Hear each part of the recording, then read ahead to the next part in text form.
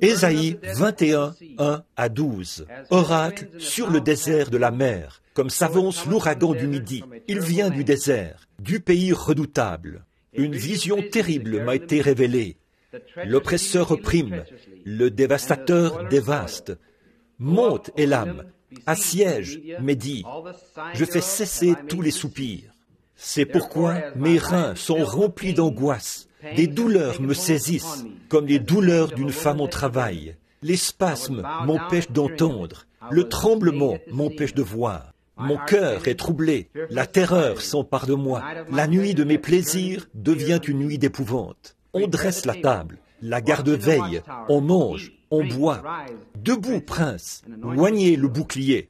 Car ainsi m'a parlé le Seigneur. Va, place la sentinelle, qu'elle annonce ce qu'elle verra. Elle vit de la cavalerie, des cavaliers 2 à 2, des cavaliers sur des ânes, des cavaliers sur des chameaux. Et elle était attentive, très attentive. Puis elle s'écria comme un lion, « Seigneur, je me tiens sur la tour toute la journée, et je suis à mon poste toutes les nuits. Et voici, il vient de la cavalerie, des cavaliers 2 à 2. Elle prit encore la parole et dit, « Elle est tombée, Babylone. Et toutes les images de ces dieux sont brisées par terre. Ô mon peuple, qui a été battu comme du grain dans mon air, ce que j'ai appris de l'Éternel des armées, Dieu d'Israël, je vous l'ai annoncé. Oracle sur Duma, on me crie de Séhir. Sentinelle, que dis-tu de la nuit? Sentinelle, que dis-tu de la nuit? La sentinelle répond, le matin vient, et la nuit aussi. Si vous voulez interroger, interrogez. Convertissez-vous et revenez. Merci, Frère Neville. C'est bon de te revoir. Bonjour aux participants de notre étude biblique de ce matin, car nous aimons vous saluer au nom du Seigneur Jésus. Il y a quelques instants, alors que je descendais la route en voiture avec ma famille, je pensais à ces gens qui viennent à l'église par des journées comme celle-ci, alors que les routes sont glissantes, qu'il y a de la neige sur toute la région et que la route est dangereuse. Ils ne viennent pas simplement pour être vus, c'est dans un but qu'ils viennent. Et je suis très heureux de voir ce groupe ici ce matin, qui montre encore aujourd'hui que la foi de nos pères est toujours vivante, qu'elle brûle dans le cœur d'hommes et de femmes partout. La parole vient d'être lue par notre frère Gene Gould au chapitre 21 du livre d'Ésaïe, d'où nous tirerons notre étude pendant un moment et ensuite nous prierons pour les malades. Alors, ce matin, j'aimerais tirer mon sujet du verset 11 au verset 12. Sentinelle, que dis-tu de la nuit? Et avant de commencer à parler, courbons la tête un instant pour la prière. Lord God, thou art the God of our fathers. Seigneur Dieu, tu es le Dieu de nos pères.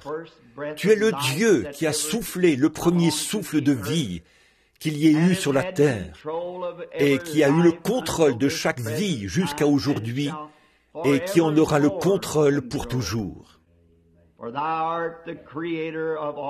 Car tu es le créateur de toute la race humaine et de tout ce qui respire. Tu es le créateur. Happy this morning to believe in our hearts that your promises are true. Every one of Et nous sommes heureux ce matin de croire dans notre cœur que tes promesses sont vraies, chacune d'entre elles, et que dans l'une de ces promesses, tu as dit que là où 2 ou 3 étaient assemblés en ton nom, que tu serais au milieu de ton peuple, et que tu répondrais à leur appel. Et il y en a qui ont le cœur lourd aujourd'hui. Depuis que je suis entré dans l'Église, je vois ceux qui sont sur des civières ou des brancards, et certains avec leurs manches retroussées à cause d'infections au bras. Et j'ai entendu dire que d'autres ont perdu des êtres chers. Et, oh, c'est un monde pécheur et méchant.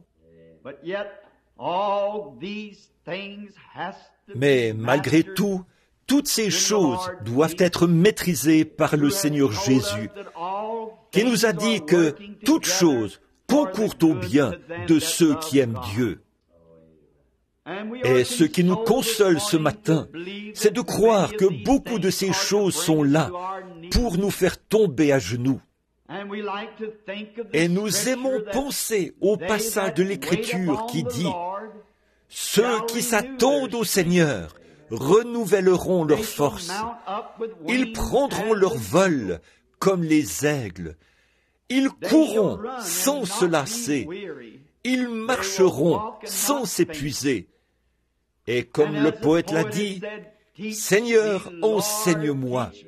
Seigneur, enseigne-moi la patience. » Puissions-nous aujourd'hui, alors que nous nous attendons à entendre quelque chose provenant de la gloire et de la bouche de notre Sauveur par le Saint-Esprit, puissions-nous attendre patiemment d'entendre sa voix nous dire des choses aimables par sa parole et nous parler du pardon de nos péchés et de la guérison de nos maladies. Et puissions-nous quitter ce tabernacle ce matin tout joyeux et dire comme ceux qui revenaient d'Emmaüs, « Notre cœur ne brûlait-il pas au-dedans de nous alors qu'il nous parlait en chemin ?» Car nous croyons réellement qu'il est le Seigneur ressuscité, comme ils l'ont trouvé ce jour-là. Il est au milieu des gens. Nous ne nous lasserons pas. Nos cœurs ne s'épuiseront pas. Puissions-nous renouveler notre foi en toi à chaque heure. Accorde-le, Père. Nous te demandons de bénir la parole écrite et de bénir les oreilles qui l'entendront et les lèvres de celui qui la prononcera, et que tu en reçoives la gloire, car c'est au nom de Jésus que nous prions. Amen. There is none of us that is immune from troubles. God has not promised to excuse us from all. Aucun de nous n'est à l'abri des soucis. Dieu n'a pas promis de nous mettre à l'abri de la maladie. Mais il est écrit que sa force est suffisante et qu'il ne nous éprouvera jamais au-delà de ce qu'il nous donnera la grâce de supporter. Nous avons donc la consolation de savoir ça. Abordons le sujet sans tarder pendant quelques instants. C'est quelque chose qui semble avoir été placé sur mon cœur ces dernières heures. Sentinelle, que dis-tu de la nuit? It was perhaps about between sundown and dark. And it had been an awful day in the city. C'était peut-être environ entre le coucher du soleil et la tombée de la nuit. Et cela a dû être une journée terrible dans la ville, parce que l'alarme avait été donnée que la sentinelle sur la tour avait envoyé dire qu'il avait vu au loin la poussière soulevée par les roues de chars, et qu'il avait entendu le martèlement des sabots des chevaux, là-bas, au loin.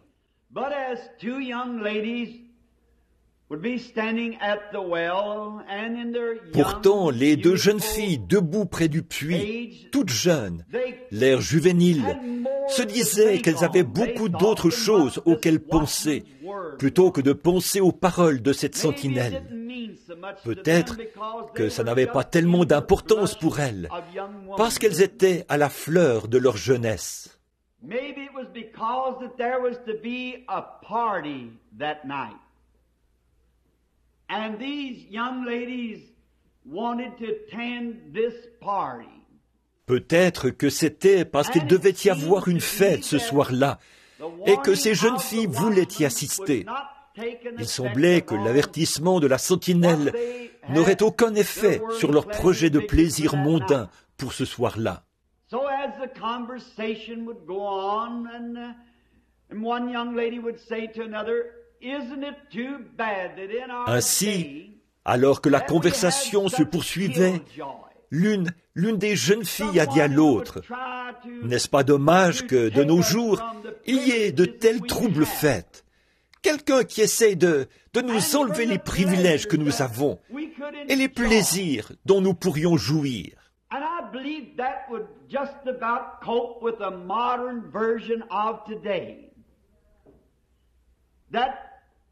Et je crois que cela pourrait correspondre à peu près à la version moderne d'aujourd'hui, où les gens s'imaginent que, lorsque vous essayez d'être vigilant et de les avertir des dangers qui approchent, ils semblent penser que vous n'êtes qu'un vieux schnock, quelqu'un qui essaie d'enlever toute leur joie de vivre.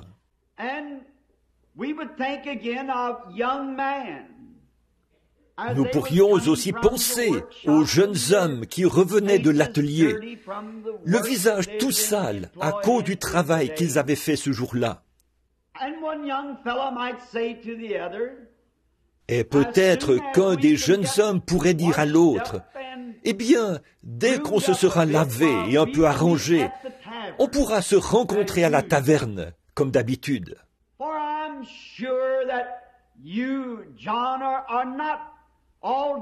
Car je suis sûr que toi, Jean, tu n'es pas tout troublé par ce message que nous avons entendu aujourd'hui. Cette sentinelle sur la tour qui essayait de nous enlever toute notre joie de vivre, qui essayait de nous dire qu'il y avait un danger qui approchait.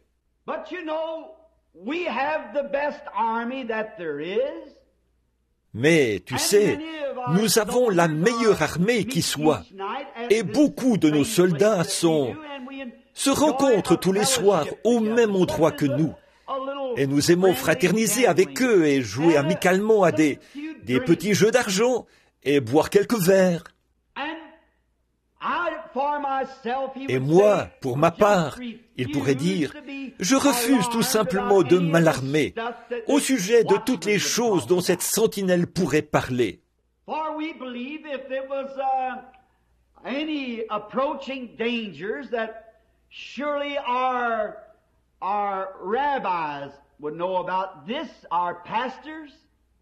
Car nous croyons que s'il y avait des dangers quelconques qui approchaient, c'est sûr que nos rabbins le sauraient, nos pasteurs, et ils nous en parleraient.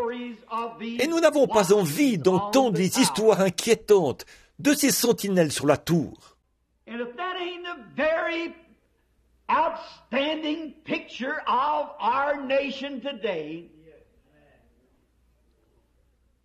Et si ce n'est pas là le tableau tout à fait remarquable de notre nation aujourd'hui, montrant que la jeunesse de notre pays, et pas seulement la jeunesse, mais les gens âgés de notre pays, sont devenus comme fous.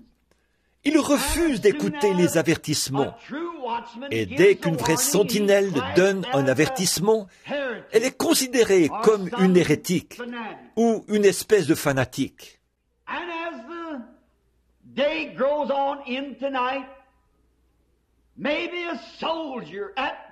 Et alors que le jour se transforme en nuit, peut-être qu'un soldat à la porte, qui garde la porte, devient un peu agité et il s'approche du guetteur voisin et lui dit « Crois-tu qu'il soit possible que cette sentinelle ait raison ?»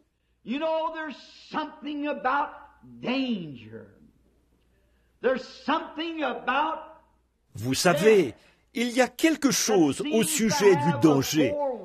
Il y a quelque chose au sujet de la mort qui semble produire un avertissement. Très souvent, des bien-aimés, juste avant de passer de l'autre côté, semblent recevoir un avertissement.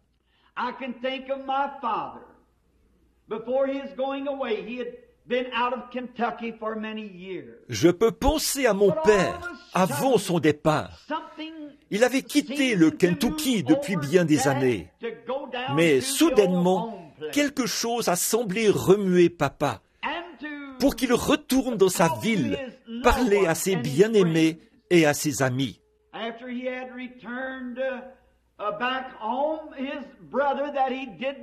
Après son retour à la maison, son frère, qu'il n'avait pas eu l'occasion de voir, avaient été étrangement avertis de venir le voir à Jeffersonville.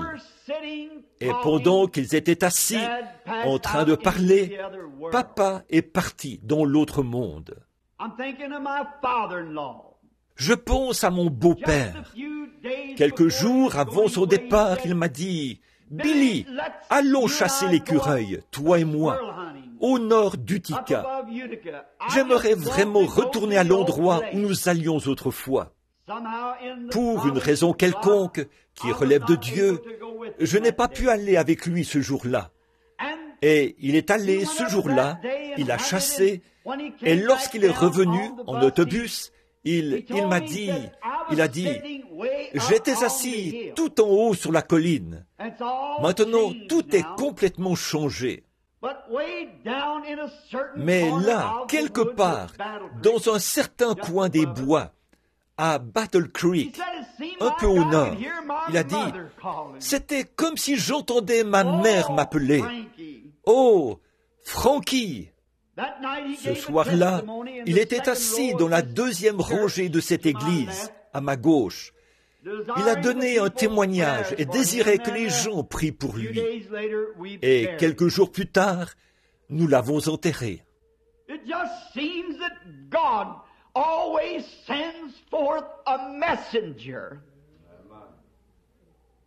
Il semble que Dieu envoie toujours un messager.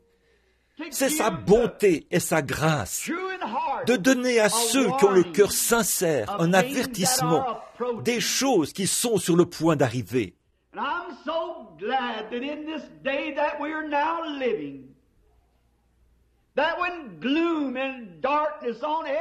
Et je suis si heureux qu'au jour où nous vivons maintenant, alors qu'il y a de la tristesse et des ténèbres partout, il semble qu'une espérance bénie s'empare du cœur du peuple de Dieu, qu'à une certaine heure glorieuse, Jésus viendra. Et en ce grand temps de détresse, dans cette ville, les jeunes ne tenaient pas compte de cela. Il y avait aussi de nombreuses personnes qui ne se souciaient pas de ce que la sentinelle disait. Bien sûr, là, à la taverne, ils buvaient. Et la fête continuait. Et tous les soldats buvaient. Et ils s'amusaient bien, en pensant qu'ils étaient tout à fait en sécurité. Que rien n'allait leur faire de mal. Parce qu'ils étaient, comme on pourrait dire, un peu éméchés, sous l'effet des spiritueux comme le whisky et des cocktails.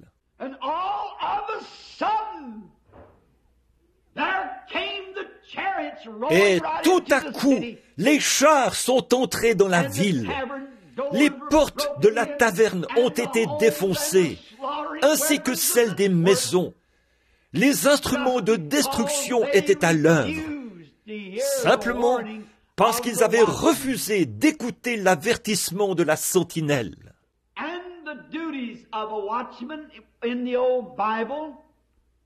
Et les devoirs d'une sentinelle, selon la vieille Bible, c'était un homme qui avait été sélectionné.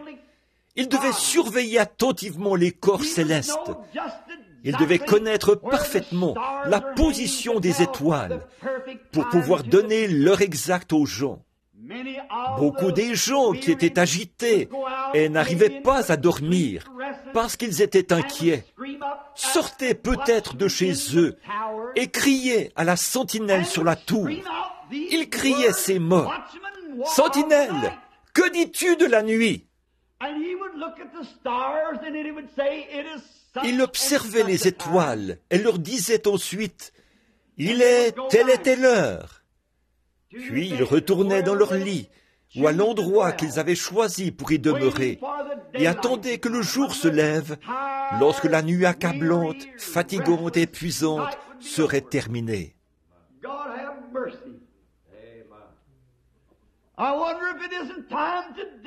Que Dieu ait pitié. Je me demande si ce n'est pas le moment aujourd'hui, si nous ne l'avons pas fait, de crier à notre grande sentinelle: « Que dis-tu de la nuit ?» Il y a un danger qui approche et dont l'influence semble secouer le monde entier. The watchman also had to be on duty all times. La sentinelle devait aussi être de garde en tout temps, et il devait avertir les gens des dangers qui approchaient. C'était son devoir de guetter le danger qui approchait. And he was up on a tower that was Il était là-haut, sur une tour construite beaucoup plus haut que les murailles. Et il avait là-haut, dans cette tour, des livres d'astronomie et tout ça, pour pouvoir observer les étoiles et indiquer l'heure. Toute chose qui approchait, à n'importe quelle heure du jour, il pouvait la reconnaître.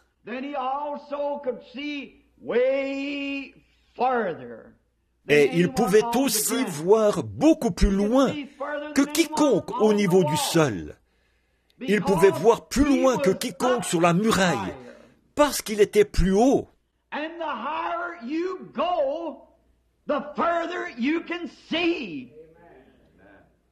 Et plus vous montez haut, plus vous pouvez voir loin.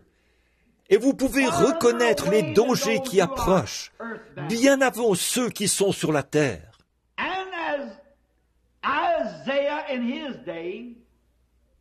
Et comme Ésaïe à son époque, qui disait que Dieu avait fait de lui une sentinelle, Dieu a comparé ses prophètes à des aigles. Et comme je l'ai souvent prêché au sujet des aigles, l'aigle est un oiseau qui peut monter plus haut que tous les autres. Il faut qu'il soit conçu différemment pour atteindre l'altitude à laquelle il monte. Le faucon ne pourrait jamais le suivre.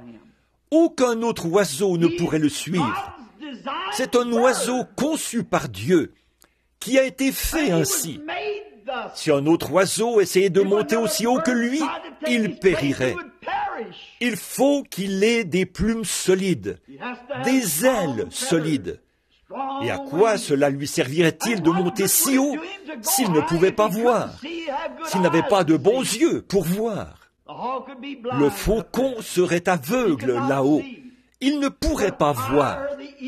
Mais plus l'aigle monte haut, plus il peut voir loin. Et Dieu a comparé ses prophètes aux aigles.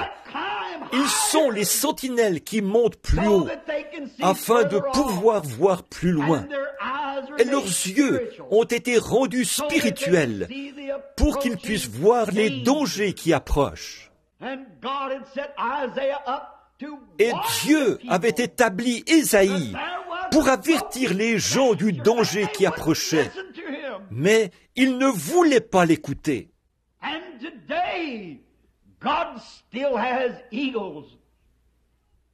Et aujourd'hui, Dieu a encore des aigles, ou des messagers, ou des hommes sur la tour, qui montent dans l'esprit, bien au-delà de tous les mécanismes, de toutes les bombes atomiques et de toutes les recherches scientifiques.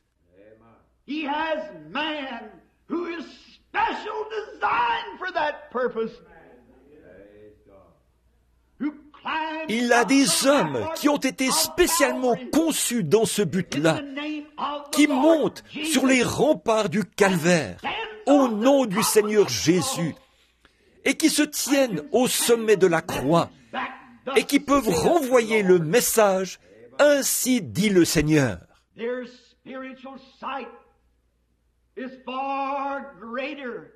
Leur vue spirituelle est beaucoup plus étendue que celle des sacrificateurs dans le temple, bien au-delà de celle de l'homme ordinaire, de toute condition sociale, car ils ont été conçus spécialement pour exercer les fonctions auxquelles Dieu les a appelés. C'est pourquoi il nous est avantageux de prendre garde lorsque nous entendons parler des choses qui approchent.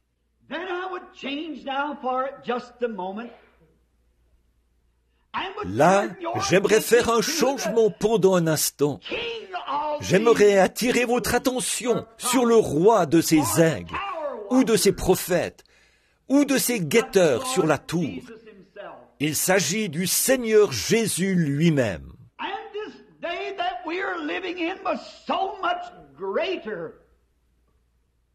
Et ce jour dans lequel nous vivons est tellement plus grand que le jour où il était ici, au point que même lorsqu'il était dans l'ombre de la croix, il a parlé plus de sa seconde venue que de son départ.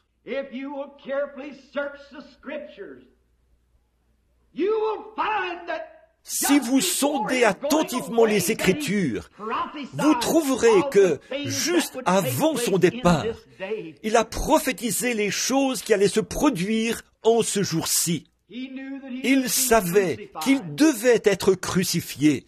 Il savait qu'il devait souffrir, l'innocent pour le coupable. Il savait qu'il allait ressusciter et sortir de la tombe le troisième jour. Il savait qu'il n'y avait aucune puissance qui puisse le retenir dans la tombe, parce que la parole de Dieu avait dit « Je ne permettrai pas que mon saint voie la corruption, et je n'abandonnerai pas son âme dans le séjour des morts. » Et il n'y avait aucune puissance qui puisse anéantir cette prophétie. Sa parole sera vraie, et ses paroles s'accompliront en leur saison. Et il avait confiance, selon ce que le Père avait dit, que le Père était capable de tenir sa parole. C'est pourquoi, avec son grand cœur à l'intérieur de lui, qui était le trône de Dieu, il savait dans son cœur que ces grands temps d'épreuve viendraient pour éprouver toutes les nations et pour éprouver tous les peuples.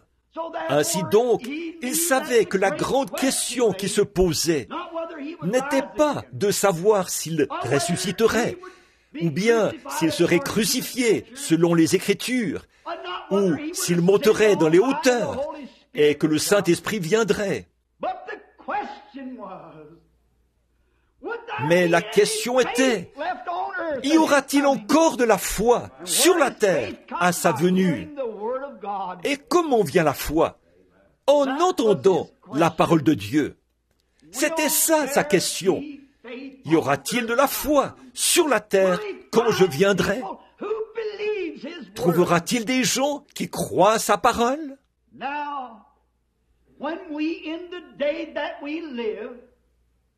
Maintenant, quand nous, au jour où nous vivons, nous pouvons regarder les pages de sa parole bénie et trouver les choses même qu'il a dites devoir se produire, que cela approche de plus en plus aujourd'hui sur la terre, qu'il y a des signes et des prodiges qui se produisent.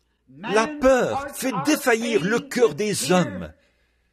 Il y a une époque où l'on ne sait que faire, et de l'angoisse chez les nations, des phénomènes terribles dans les cieux, comme des soucoupes volantes, et le Pentagone qui est en émoi, et le rugissement de la mer, et les tremblements de terre en divers lieux. La peur qui fait défaillir le cœur des hommes. De grandes armes atomiques sont prêtes, elles attendent. Une obscurité que le monde n'avait jamais connue auparavant plane sur la terre. La semaine dernière, j'ai eu le privilège de m'entretenir avec un de mes chers amis et frères, le capitaine Julius Statcliffe, qui a écrit le livre « Un prophète visite l'Afrique ».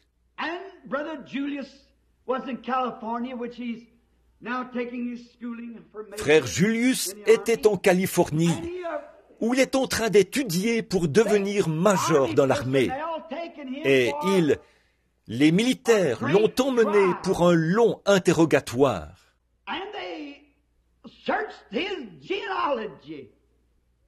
Ils ont fouillé dans sa généalogie, car ils devaient même découvrir qui était son arrière-grand-mère, et leur histoire, et ce qu'ils étaient, avant qu'ils ne puissent assister à cette réunion.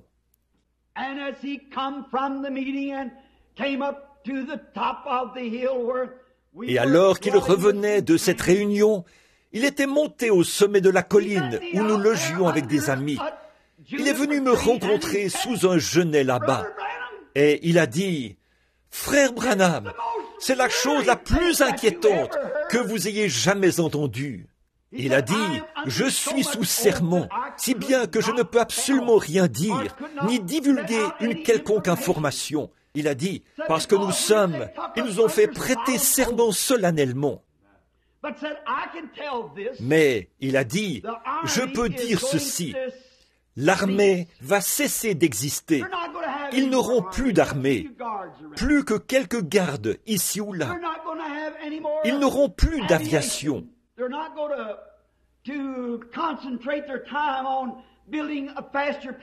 Ils ne passeront plus leur temps à construire des avions plus rapides et tout, à moins que ce soit pour un usage commercial. Ils se concentrent sur le fait de n'avoir qu'à appuyer sur la gâchette une seule fois. Il se produira un anéantissement total. Il a dit, « Frère Branham, le public ne connaît pas tous ces secrets militaires. » Il a dit, alors que ses officiers supérieurs parlaient dans la salle, il a dit, « Un terrible nuage noir a recouvert la salle, au point que l'un de leurs principaux experts scientifiques s'est levé et a dit, « Je souhaiterais pouvoir prendre un vieux chariot et une vache et retourner derrière les montagnes et me planter un champ de choux et de haricots et oublier tout ça. » Oh, il a dit, si cette information se répandait dans le public, le monde entier paniquerait. Le danger approche.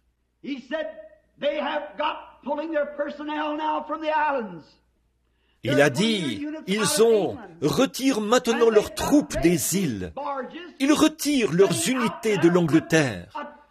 Et ils ont d'énormes péniches installées là-bas, équipées de certaines armes. Et ils ne font qu'attendre la première vrille de missiles. Et toutes les nations se déchaîneront au même moment. Il a dit, il ne restera pas un seul brin d'herbe sur la terre, ni une seule montagne qui ne se soit écroulée. Et ça peut arriver d'un instant à l'autre. Oh, quelle heure d'obscurité! Et toutes ces choses que vous entendez au sujet des soucoupes volantes. Je suppose qu'hier, vous avez entendu l'entretien avec cet homme à la radio qui prétend avoir parlé à des gens. Je ne veux pas manquer d'égard envers cet homme, mais toutes ces explications sont contraires à la parole. Ce n'est pas juste. Et que sur Mars, la mort n'existe pas. Et qu'ils sont venus ici pour nous apprendre comment faire pour ne pas connaître la mort. Mais quand est venu le moment de le prouver, il n'avait pas la moindre preuve pour pouvoir le prouver. C'était juste une idée mythique qu'il avait élaborée. Et à mon avis, c'est faux, parce que ce que la Bible dit est différent de ce qu'il a dit. Je pourrais peut-être exprimer ce que je pense au sujet des soucoupes volantes. Je ne crois pas qu'elles soient des ombres. Je ne crois pas qu'elles soient mythiques. Je crois, et ça ne veut pas dire que ce soit juste, ça, c'est seulement mon opinion. Le Seigneur ne m'a pas dit que c'est ce qu'elles sont, mais en regardant dans les Écritures, car c'est là que nous trouvons ce qu'il en est de toutes choses.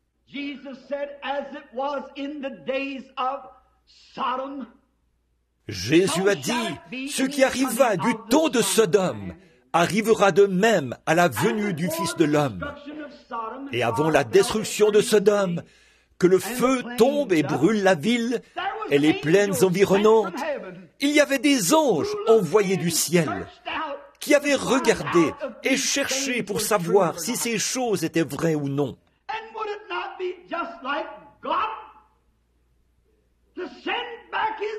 Et ne serait-ce pas simplement comme Dieu de renvoyer ses anges pour investiguer et se renseigner juste avant que la grande destruction n'arrive.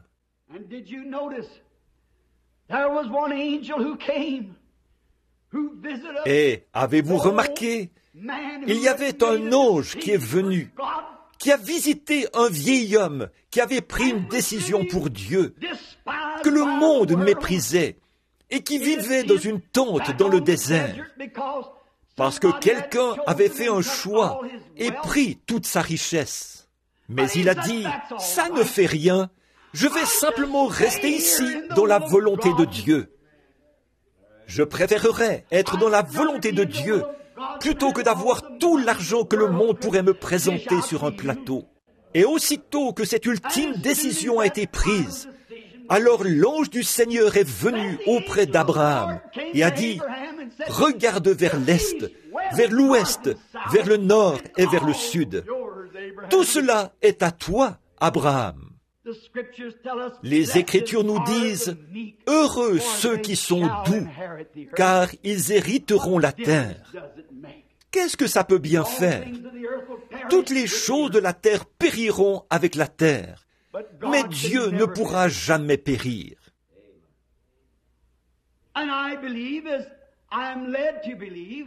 Et je crois alors, je suis conduit à croire, c'est que si la photo de l'ange du Seigneur qui vient et fait le discernement, avez-vous remarqué l'ange qui est venu vers Abraham?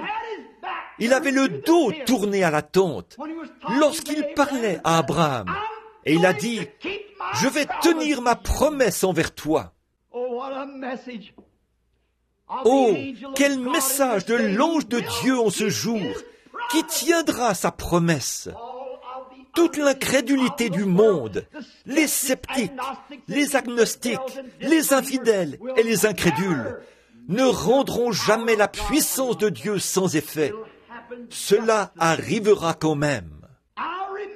Je me souviendrai de ma promesse et je vais tenir ma promesse.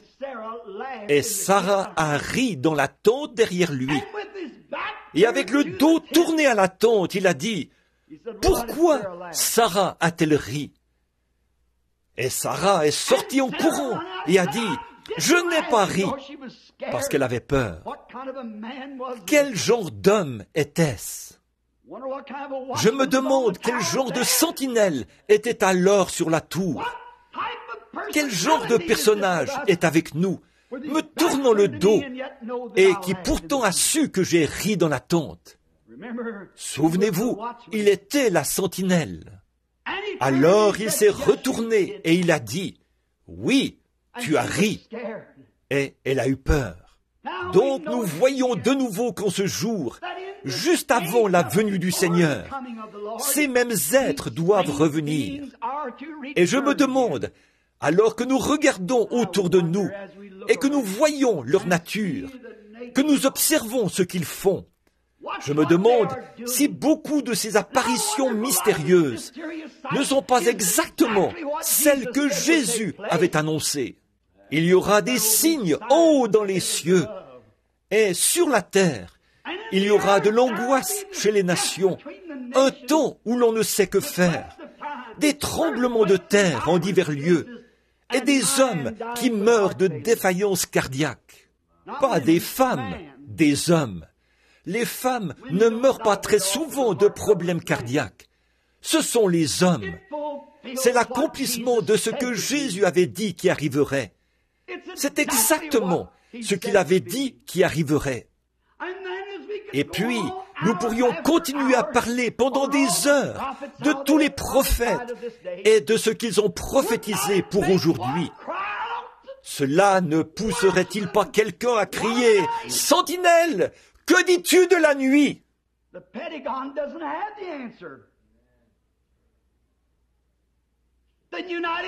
Le Pentagone n'a pas la réponse. Les États-Unis n'ont pas la réponse. L'Allemagne, la Russie, aucun d'eux n'a la réponse. La science n'a pas la réponse. Qui a la réponse? La sentinelle qui est sur la muraille a la réponse. Sentinelle, que dis-tu de la nuit? Et le Saint-Esprit est cette sentinelle qui prépare les gens en leur donnant des avertissements de la part de Dieu. Il a été établi comme sentinelle. Nous voyons les malades être guéris, les yeux des aveugles s'ouvrir, les oreilles des sourds s'ouvrir, les infirmes marcher, le boiteux couler, sauter comme une biche. Accomplissons-la. Qu'est-ce que c'est? C'est la venue du Seigneur qui exerce une pression. Toutes ces choses et ces avertissements, et les gens persistent à participer à leur beuverie de bière, qui les conduisent à des périodes de folie. Ils se mettent à rigoler, et ils dansent, et ils mangent, et ils boivent, et ils se marient, et ils marient leurs enfants, comme Dieu a dit que ce serait. Pas moyen de les arrêter. D'ailleurs, si vous remarquez, dans ce grand âge de l'Église, selon Apocalypse 3, cet âge-ci, maintenant, qui est l'âge dans lequel a été donnée l'étoile du matin, juste avant la venue. Regardez combien Ésaïe était conforme à l'Écriture, quand il a dit « Sentinelle, que dis-tu de la nuit ?» Il a dit « Le matin vient, et la nuit aussi. » Quoi? Le matin vient, mais la nuit vient avant le matin. Qu'est-ce que c'était? Tout le monde sait que, juste avant l'aube, dans les heures qui précèdent l'arrivée du jour, il fait plus sombre que jamais. Oh, mes amis, écoutez, l'ainsi dit le Seigneur. Si vous me considérez comme son serviteur, c'est maintenant, juste avant l'aube. C'est pourquoi il y a cette obscurité terrible au-dessus de la terre. C'est juste avant la venue du Seigneur Jésus. Il n'y a plus aucun espoir, si ce n'est sa venue. Des nations s'élèvent contre des nations, et ils ont trafiqué dans le laboratoire de Dieu, jusqu'à obtenir la puissance pour se faire exploser et se réduire mutuellement aux cendres atomiques. Ils sont méchants, ils sont irréligieux, et ils sont tout le contraire de Christ. Et le seul motif, et le seul objectif qu'ils ont, c'est de détruire. Et ils sont inspirés par l'ange destructeur qui était envoyé du ciel pour inspirer ces hommes. Permettez-moi de dire ceci, au nom du Seigneur Jésus. Le Saint-Esprit est envoyé comme sentinelle sur la tour. Et alors que les gens crient, « Que dis-tu de la nuit ?» Êtes-vous là de cette vie? Êtes-vous là du péché? Êtes-vous là de voir des cortèges funèbres, de la maladie et de voir de l'impiété de tous côtés? Est-ce que la nuit a été longue et fatigante? Que dis-tu de la nuit, sentinelle? Il a dit, le matin vient. Vous voyez le réconfort? Et la nuit aussi vient. Qu'est-ce que la nuit? Regardez combien Ésaïe était en parfaite harmonie avec l'Écriture. Dans le cours normal de la nature, le rapprochement du soleil provoque toujours une densification des ténèbres, et cela s'assombrit. À l'aube, il fait plus sombre qu'à aucun autre moment de la nuit. Pourquoi? C'est le rapprochement de la lumière qui fait que cela s'assombrit. Et c'est le rapprochement actuel du Seigneur Jésus qui amène cette obscurité sur la terre. N'a-t-il pas dit, quand ces choses commenceront à arriver, levez la tête, parce que votre rédemption approche. La Palestine est une nation. Les Juifs sont rentrés de partout sur la terre. Et ils sont placés là-bas pour le voir venir, comme Dieu avait dit qu'il le ferait. Instruisez-vous par une comparaison tirée du figuier dès qu'il bourgeonne. Il a dit, il arrivera de même que cette génération ne prendra pas fin, elle ne disparaîtra pas, elle ne finira pas, que tout cela n'arrive. Quelle génération! La génération qui verra le figuier bourgeonner. Israël a toujours été le figuier. Ce qu'a laissé le gazam, le asile l'a dévoré, a dit Joël. Ce qu'a laissé le asile, l'ankylostome l'a dévoré. Et ce que l'ankylostome a laissé, la sauterelle l'a dévoré. Et si vous prêtez attention, il s'agit du même coléoptère. Chacun de ces insectes qui dévorent l'arbre est le même insecte, mais à un stade différent. Le même péché et la même incrédulité qui avait commencé à dévorer les Juifs, disant que Jésus n'était pas le Christ, sont ceux qui dévorent cet arbre jusqu'à ce qu'il n'en reste plus qu'une souche stérile. Et le prophète l'a vu et il a pleuré. Mais le Seigneur a dit, « Je vous remplacerai, dit l'Éternel, toutes les années que les asiles, les sauterelles et les gazams ont dévoré. »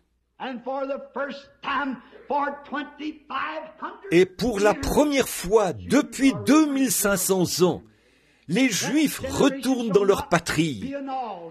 Cette génération ne sera pas supprimée, ne passera pas, que toutes ces choses ne soient accomplies. Alors, dans les derniers jours, dit Dieu, je répandrai de mon esprit sur mes fils et mes filles, et ils prophétiseront, et je ferai paraître des prodiges. Les malades sont guéris, de grandes puissances agissent par le même esprit qui s'est tenu là et a pu dire à Abraham que Sarah avait ri dans la pièce derrière lui. Alors nous crions, « Sentinelle, que dis-tu de la nuit ?» Et il a dit, « La nuit vient. » Regardez, la nuit, d'abord, le matin vient, d'abord, puis la nuit aussi.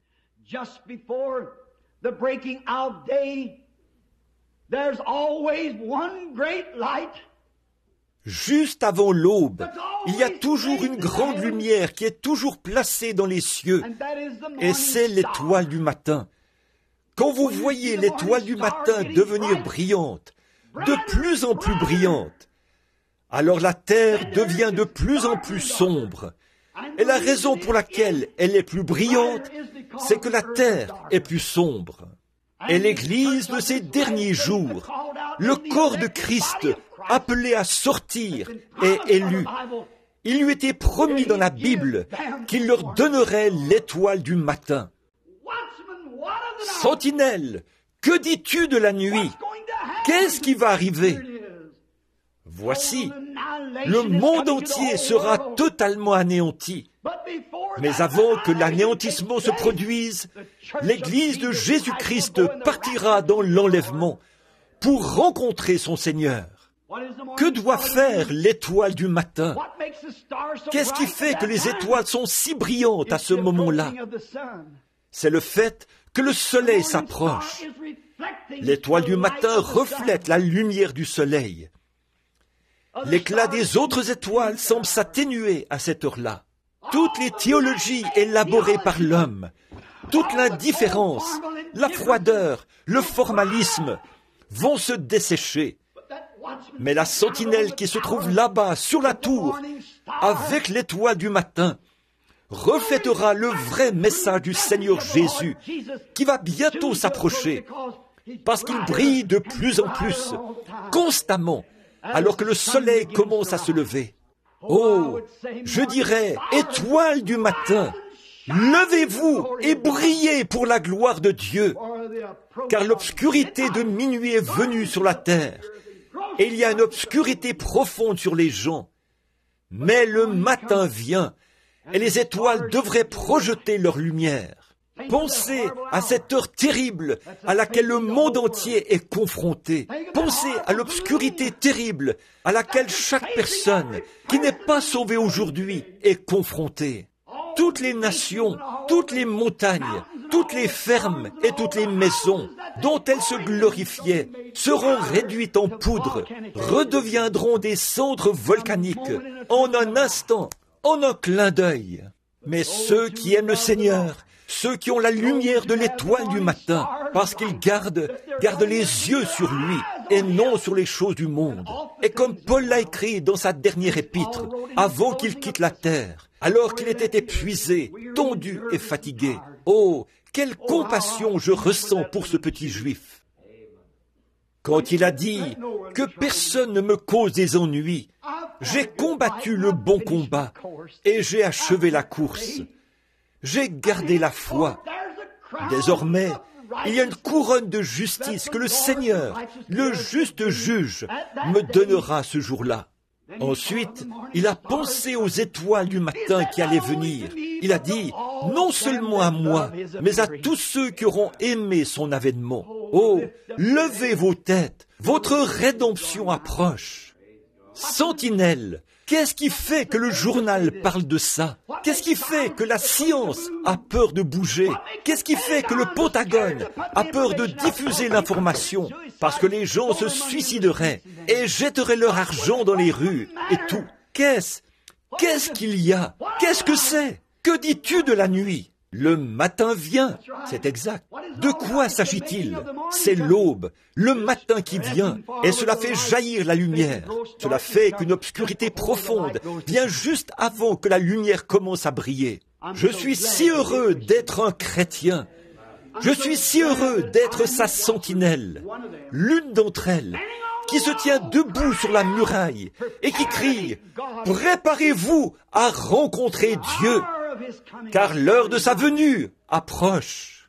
Et vous, qui êtes ici dans cette église ce matin, s'il y a quelqu'un qui n'est pas sûr que l'étoile du matin reflète sa lumière dans son cœur, le grand Saint-Esprit, puissiez-vous vous préparer pour cela, car l'un des plus grands événements qui se soit jamais produit est sur le point d'arriver. Nous sommes au bord de la chose, en train d'observer une mise en scène. J'ai souvent regardé des films qui montrent comment, à Hollywood et ailleurs, ils font la mise en scène, et comment ils prennent leurs vedettes et autres et les placent, et comment ils les font répéter et tout avant la grande représentation. J'ai toujours été impressionné en observant cela, en sachant que c'était forcément une imitation. Toutes les choses contrefaites sont fabriquées par imitation de choses véritables. Il ne peut y avoir de faux dollars sans qu'il y en ait un véritable. Il ne peut y avoir d'hypocrite à moins qu'il y ait un vrai chrétien. Il ne peut y avoir de faux messages à moins qu'il y en ait un vrai. Il ne peut y avoir de nuit à moins qu'il y ait un jour. Certainement. Et alors que je les observais faire leur mise en scène, j'ai pensé, oh, nous nous tenons tout là-haut, sur la tour, bien au-dessus de tout ce qui existe dans ce monde. Et nous observons deux des plus grandes choses. Le temps qui tire à sa fin et la venue du Seigneur. Bientôt, plus de temps. Il n'y aura plus de temps. Et il y aura la venue du Seigneur. Et l'Antichrist, il a ses sujets en place. Il a le communisme. Il a les différents ismes. Il a le formalisme dans les églises. Il a le catholicisme. Il a le protestantisme. Il a tout en place pour faire un grand spectacle. Mais je suis si heureux qu'il y ait un Père dans le ciel qui a lui aussi mis ses personnages en place pour cette grande scène. Alors que l'Antichrist entraîne les siens dans la mort de tout, même du temps, Dieu dans sa scène est prêt à faire monter son Église dans l'éternité, dans les sphères bénies de l'Éternel, avec Dieu lui-même. Lorsque ces vieux corps de notre humiliation seront changés et rendus semblables à son corps glorieux, et que cette corruption revêtira l'immortalité, alors nous serons pour toujours à sa ressemblance. Regardez, vous qui regardez la télévision, vous qui écoutez la radio, vous qui lisez vos journaux, vous qui aimez entendre les nouvelles, et vous vous demandez ce que c'est. Écoutez ma voix, le matin vient, et la nuit vient aussi. Le matin vient pour ceux qui sont prêts pour le matin. Et la nuit vient pour ceux qui ne sont pas préparés pour le matin. Puisse Dieu préparer nos cœurs aujourd'hui, car le matin éternel poindra, resplendissant de beauté. Et comme le poète l'a dit, ces élus se rassembleront dans leur maison au-delà du ciel. Quand l'appel retentira là-haut, j'y serai. Prions. En cette heure d'obscurité au-dessus de la terre et de destruction de tous les côtés, Seigneur Dieu, nous ne savons vraiment pas comment exprimer ce que nous ressentons, la reconnaissance et la gratitude qu'il y a dans notre cœur de ce que Jésus-Christ est descendu de la gloire et a été fait homme comme nous et a demeuré parmi nous. Et puis, lorsqu'il est mort pour nos péchés, il est passé au paradis et a emporté les âmes qui attendaient. Il s'est frayé un passage à travers toutes les puissances spirituelles avec lesquelles le diable avait lié la terre. Et il a ouvert une brèche pour permettre au soleil de la grâce éternelle de Dieu de briller sur ceux qui sont disposés à la recevoir. Ô Dieu, fais qu'aujourd'hui les hommes partout se dépêchent, entrent dans le royaume, car le message a toujours été urgent. Dépêchez-vous, sortez, a dit l'ange à Sodome. Je ne puis rien faire jusqu'à ce que tu sois parti. Seigneur, accorde-le, car bien que le message soit plein de grâce, de puissance et d'amour, il y a urgence. Accorde, Seigneur, que les hommes viennent rapidement recevoir Christ et soient remplis du Saint-Esprit. Car Jésus a dit, ceux qui sont de Dieu écoutent les paroles de Dieu. Puissent-ils venir se repentir de leurs péchés, être baptisés au nom du Seigneur Jésus pour la rémission de leurs péchés et être remplis du Saint-Esprit pour amener leur âme dans la même condition que l'était celle de ceux de la première Église. Qu'il en soit ainsi lorsque tu viendras. Nous sommes reconnaissants pour le message et nous te prions de le bénir, Seigneur, pour le bien de notre cœur, alors que nous nous attendons à toi. C'est au nom de Jésus que nous prions. Amen.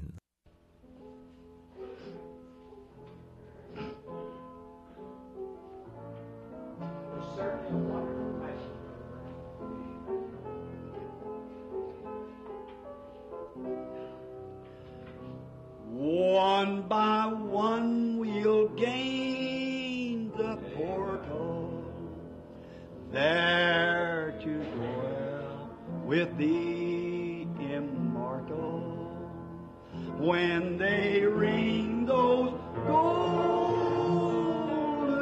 bells,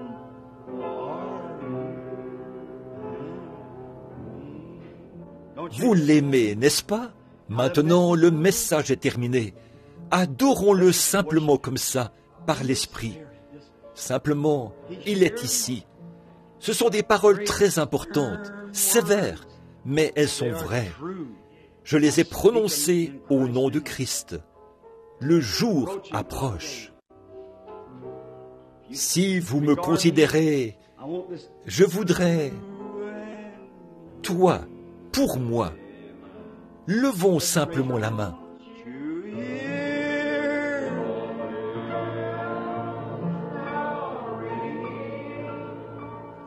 don't you hear the angels sing?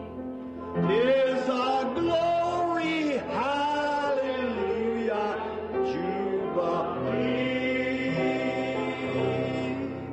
In that far off sweet forever, just beyond the shining river, when they ring those golden bells, are you and Pendant qu'elle rejoue cela, serrons la main à quelqu'un à côté de nous. How sweet forever, just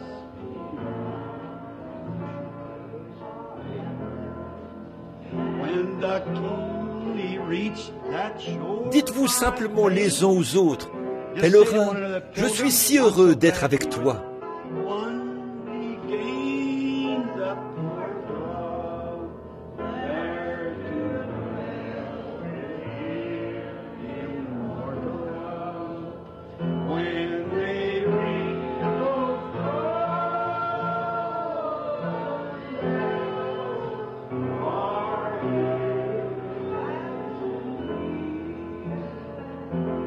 Don't you hear?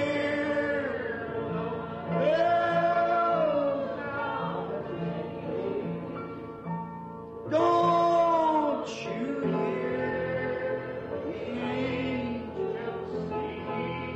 Qu'est-ce que c'est? Is a glory, hallelujah,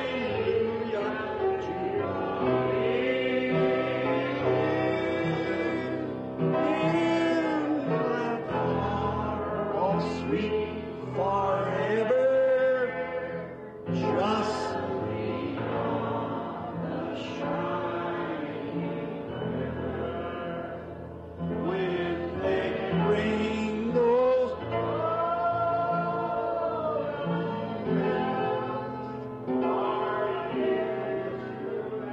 Ça me rappelle quelque chose. Ma femme, là-bas au fond, s'en souvient bien. J'ai eu le privilège de visiter la vieille église Pisgah, un institut biblique en Californie. J'ai eu une réunion du soir avec eux. C'est la vieille, l'originale maison de puissance. Quel endroit merveilleux! J'ai rencontré le pasteur, frère Smith. Vous savez, ils impriment un journal. Ils reçoivent de l'aide. Ils ne recueillent pas d'offrandes. Tout est gratuit. Et ils existent depuis une cinquantaine d'années. Elle a été fondée par un médecin estropié qui était venu en Californie chercher de l'aide. Le médecin lui a dit « On ne peut rien faire pour vous. » Je crois que c'est le regretté Dr. Price ou quelqu'un d'autre qui, un matin, avait prié pour lui, là-haut dans une pièce. Apparemment, il n'a pas vu de résultat immédiat. Ça ne veut rien dire. Alors, il s'est mis en route. Il a dit, d'une façon ou d'une autre, je crois quand même.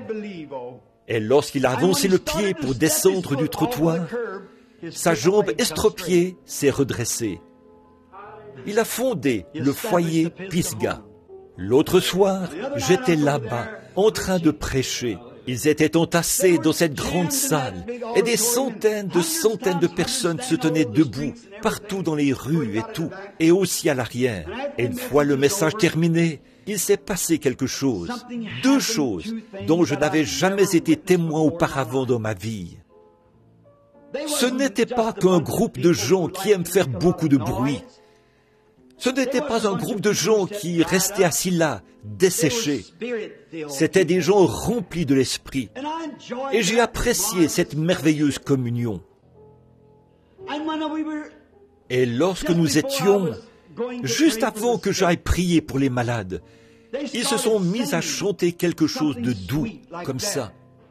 Je suis resté là, impressionné. J'ai dit, il se passe quelque chose ici. Je ne comprends pas.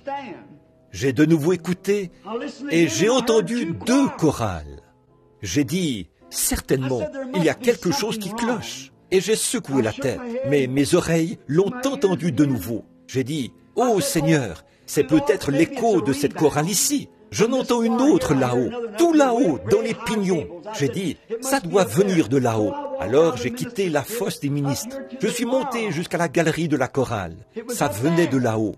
Et j'ai dit à ma femme, j'ai dit, entends-tu ça, chérie? Elle a dit, qu'est-ce que c'est? Sœur Arkenbright, j'ai dit, entendez-vous ça? Elle a dit, oui, je l'ai déjà entendu une fois dans ma vie. Je suis allé vers frère Arkenbright. Entends-tu ça? Oui, tout le monde chantait, la tête inclinée.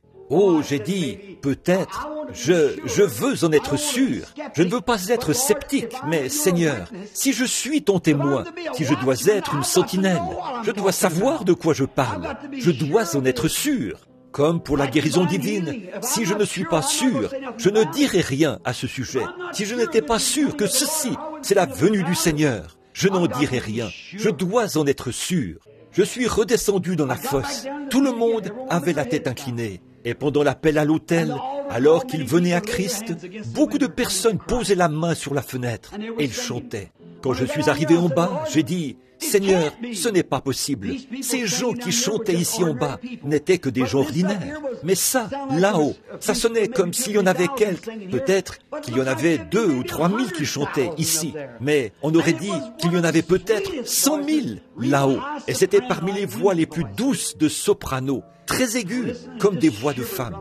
J'ai écouté et des frissons ont parcouru tout mon corps. J'ai reculé de nouveau un instant. J'ai écouté. Je suis monté là-haut. Je suis revenu. Ils continuaient simplement à chanter par l'esprit. J'ai écouté de nouveau. Ce n'était pas le même ton de voix qu'ici. Je pouvais les entendre ici en bas. C'était un certain ton de voix. Et là, en haut, un autre ton de voix. Alors, après la réunion, j'ai dit au pasteur, « Pasteur, j'ai entendu quelque chose d'étrange. » Il a dit, « Qu'est-ce que c'était, frère Branham ?» J'ai dit, j'ai entendu la voix de femme, de soprano, des voix très exercées, là-haut, les plus belles que j'ai jamais entendues de ma vie. Il a dit, on les a souvent entendues ici, frère Branham. J'avais lu au sujet d'une vieille maman, en ce moment son nom m'échappe, qui avait l'habitude de prier pour les malades. Et un soir, après que le pasteur a eu terminé son sermon, la petite maman est allée prier pour les malades. Elle avait 5 ou 6 jeunes enfants avec elle. Et elle s'est arrêtée pour écouter un son qui venait d'en haut. Il s'agit de Madame Woodworth Ether, si jamais vous avez lu son livre. Elle raconte qu'elle avait entendu, elle a dit, une chorale qui chantait et se superposait au chant de l'église. Après que les voix se sont tues, ici en bas, cela a continué de chanter, voyez?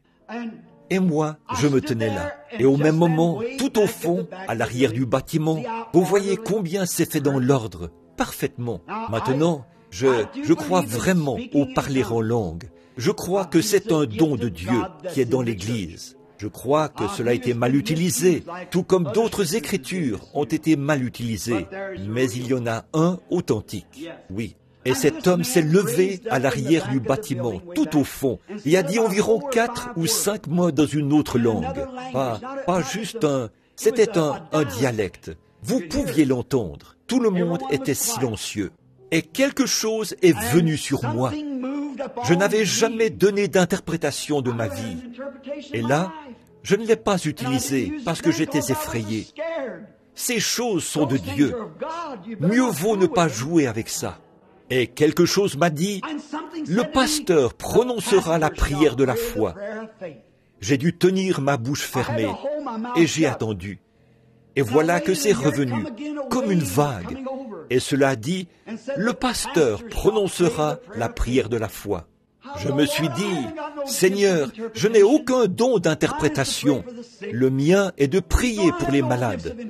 Donc, je n'ai pas de don d'interprétation. Et j'ai refermé ma bouche et me suis tenu tranquille. Et juste au même moment, le pasteur s'est levé et s'est mis à prier pour les malades. Oh, il est Dieu! Les maladies ont été guéries dans tout le bâtiment, partout. Qu'est-ce que c'est? L'arrivée de l'aube. Il reste encore un petit sarment. Ne vous en faites pas. Dieu n'est jamais resté sans témoin. J'ai confiance maintenant que quelque chose d'important, de mystique, quelque part, peut-être pas par une voix angélique, mais que quelque chose fera savoir à chaque pécheur, s'il y en a dans ce bâtiment, que la nuit devient de plus en plus sombre sur la terre et qu'une obscurité profonde s'installe. Mais la venue du Seigneur est proche et c'est ce qui produit ça. Et en tant que votre sentinelle, je dirais, le matin vient. Tenez-vous prête, étoile du matin, brillez. Combien aimerait qu'on se souvienne d'eux dans la prière de clôture avant de partir? Levez simplement la main. Dieu bien-aimé, tu vois les gens lever la main. Ils le font avec sincérité. Bon nombre d'entre eux ont cherché dans les journaux. Ils ont cherché chez les philosophes, dans des livres et des articles sur différents sujets. Mais ils ne trouvent pas de réponse. Mais la voici ce matin, dans la Bible. Le matin vient et la nuit vient aussi. Et nous te prions, ô Dieu, de bénir chaque personne ici qui a levé la main. Tu sais ce qu'il y a derrière cette main levée.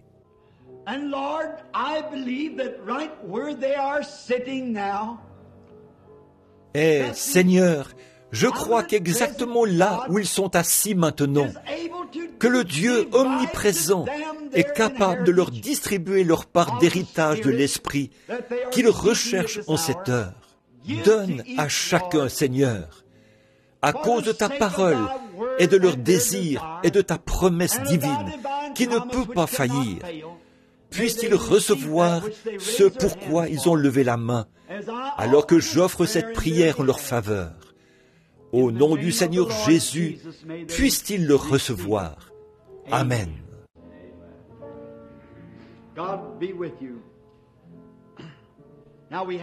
Que Dieu soit avec vous. Là, nous avons juste un peu de temps pour la... Maintenant, nous allons prier pour les malades. Je suis si heureux de savoir qu'il y a de l'espoir pour les malades. Je suis l'Éternel qui pardonne toute ton iniquité, qui guérit toutes tes maladies. Et j'ai, tout à l'heure, aussi étrange que cela puisse paraître, j'étais poussé vers une jeune maman étendue là, sur cette civière. Elle est atteinte de la maladie de Hodgkin. Et je crois que c'est sa mère qui est assise ici près d'elle. J'en suis pas mal sûr. Oui, c'est exact. C'est cette maman qui me parlait de son enfant et j'essayais de l'encourager. Et il y aura aussi un appel après ce message. Selon moi, le salut passe en premier, la guérison passe en second. Une guérison pourrait durer jusqu'à la fin de votre vie, bien des années. Elle pourrait vous procurer du bonheur et de la joie pendant que vous êtes ici sur terre. Mais cela cessera à votre mort. Mais une âme qui est sauvée à la vie éternelle, elle ne peut plus périr et rien ne peut vous l'enlever. C'est enregistré dans les livres de Dieu comme devant ressusciter dans les derniers jours. La grande chose, c'est celle qui vient en premier. D'abord, le royaume de Dieu et sa justice. Les autres choses seront ajoutées. J'aimerais simplement vous donner le témoignage d'une guérison de cette horrible maladie dont souffre cette jeune femme. Il y a quelque temps, ils sont peut-être ici ce matin. Je ne suis pas ici assez souvent pour savoir qui est qui. Il y en a beaucoup d'entre vous que je ne connais pas.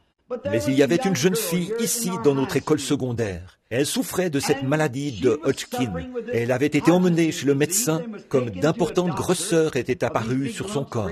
Ils ont alors prélevé un morceau de la grosseur et l'ont envoyé pour analyse afin de savoir ce que c'était. Voici le rapport. Maladie de Hodgkin incurable. La mère ne voulait pas que sa fille sache quel était son problème. Alors les médecins ont conseillé à la mère de la laisser simplement continuer d'aller à l'école, car il ne lui restait plus que quelques jours à vivre. Ça finit par se propager jusqu'au cœur. Et la maladie de Hodgkin est une forme de cancer, nous le savons. Ils ont donc renvoyé la jeune fille à l'école pour la laisser mourir. La mère était dans tous ses états. Elle m'a téléphoné et m'a dit, « Je veux l'amener. » Mais je comprends, frère Branham, que souvent dans vos lignes de prière, vous nommez les maladies lorsque vous êtes sous l'inspiration de l'Esprit. Elle a dit, « Seriez-vous assez gentil, si le Saint-Esprit vous révèle quelque chose au sujet de l'enfant, de ne pas le dire. » Eh bien, j'ai dit, je ne pense pas qu'il le révélerait, s'il ne voulait pas que cela soit connu. J'ai dit, je ne le pense pas vraiment. Et ici, dans mon propre tabernacle, je tiens rarement ce genre de réunion. J'ai dit, je prie simplement pour les malades. Et la jeune femme est entrée dans la ligne de prière. Et j'ai demandé à sa mère, êtes-vous chrétienne? Elle a dit, non. J'ai dit, est-ce que votre fille est chrétienne? Non. J'ai dit, c'est terrible de quitter le monde comme ça. Et j'ai dit, vous ne la reverrez jamais plus si elle part dans cet état-là. Alors, quand la jeune fille est entrée dans la pièce ce matin-là, elle a passé exactement au même endroit où l'on avait prié pour l'autre jeune fille. On va aussi prier pour cette jeune fille-ci dans quelques minutes. Je lui ai demandé, je la connaissais, j'ai dit, êtes-vous la jeune fille de l'école secondaire ici? Elle a dit, oui. J'ai dit, êtes-vous au courant de votre maladie? Elle a dit, les médecins me disent qu'ils pensent que tout ira bien. Eh bien, j'ai dit, qu'arriverait-il si c'est le contraire qui se produisait? Êtes-vous chrétienne? Elle a dit, non monsieur, je ne le suis pas. J'ai dit, aimeriez-vous être une chrétienne? Elle a dit, oui. Alors j'ai dit, voudriez-vous donner votre cœur à Christ? Elle a dit qu'elle le ferait. Sa mère est arrivée en courant. Elle a dit qu'elle le ferait aussi. Et je les ai baptisées toutes les deux, ici même, dans le baptistère. J'ai prié pour la jeune fille. Et le temps a passé. Finalement, après quelques jours, la fille a commencé à aller mieux, bien qu'elle ne sache pas ce qui n'allait pas chez elle. Après un certain temps, ils l'ont fait revenir pour un examen, et ils n'en ont pas trouvé la moindre trace. Il y a un... Je n'aime pas gonfler les choses en parlant des gens, mais j'aime être honnête à leur propos. Il y a un homme bien connu dans cette ville. C'est un frère chrétien très bien. Sinon, il ne serait pas un diacre de cette église. Je veux plutôt dire un administrateur de l'église. Et il est présent en ce moment. Il avait pris sur lui de garder un œil sur cette fille. Des années plus tard, 2 ou 3 ans plus tard, la jeune fille, qui avait terminé ses études, fréquentait un garçon. Et un jour, je l'ai rencontrée dans la rue. Elle était si heureuse. Elle témoignait de la gloire et de la puissance de Jésus-Christ, après qu'ils lui ont dit ce que c'était. La fille est mariée, elle a des enfants et elle vit heureuse. Et son père vient là où travaille cet homme pour se faire couper les cheveux. Et M. Egan, qui est ici, a suivi son cas tout du long. La fille est en forme et en parfaite santé. Ça fait combien de temps, frère Egan? Plusieurs années, n'est-ce pas? Et elle est en vie aujourd'hui pour rendre témoignage que Dieu guérit la maladie de Hodgkin. Oh, c'est si bon de savoir que, durant les heures de détresse, nous avons un refuge. Ce refuge, c'est Christ. J'aimerais mentionner, juste pour à vous tous, un petit quelque chose qui vient tout juste d'arriver lors d'une réunion. Le Seigneur a été si bon de répondre à vos prières à tous, alors que je viens tout juste d'aller dans l'Ouest pour une réunion, il y a quelques semaines, 2 semaines. Et pendant que nous étions à Tulsa, à la convention, je n'allais pas parler parce que je devais tenir une réunion là-bas. Mais comme les ministres avaient d'autres réunions de réveil en cours, je ne pouvais pas tenir la réunion à ce moment-là. Mais j'ai passé par là pour prendre frère Argenbright et l'emmener en Californie. Ma femme et moi et le petit Joseph.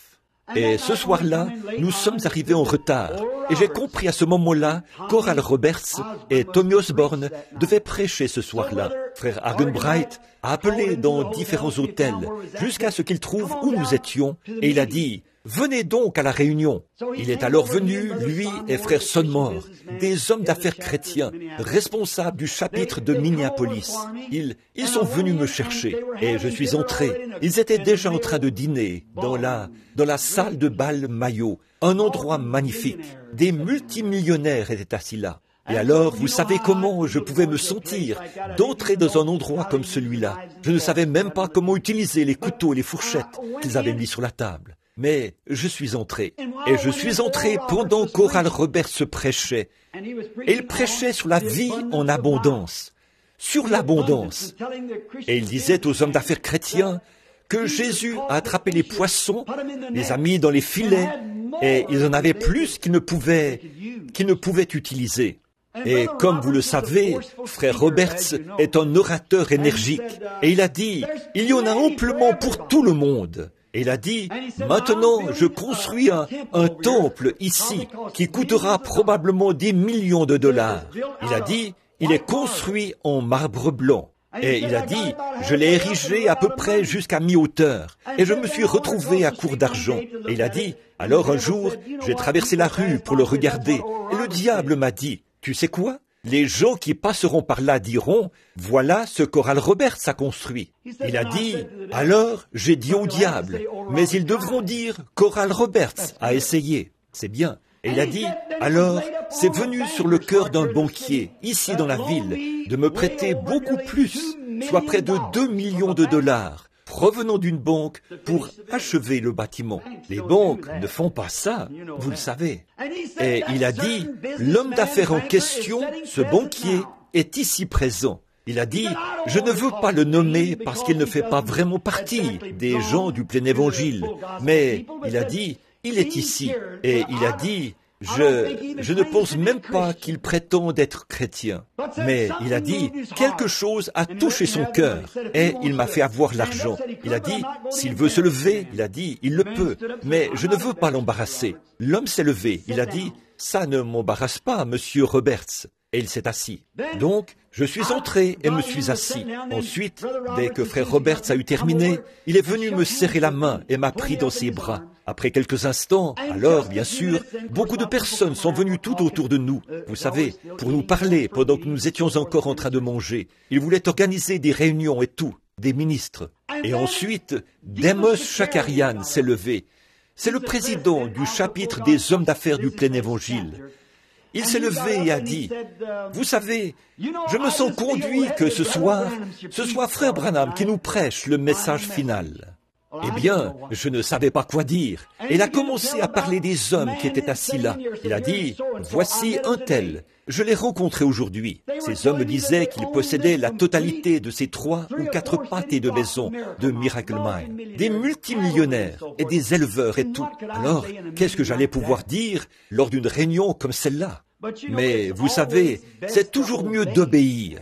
Je me suis donc levé pour parler du mieux que je pouvais. Et à la fin de la réunion, c'est tout à fait déplacé que de faire un appel à l'autel dans un endroit comme ça. Mais vous savez, j'ai déjà fait des appels à l'autel dans des funérailles.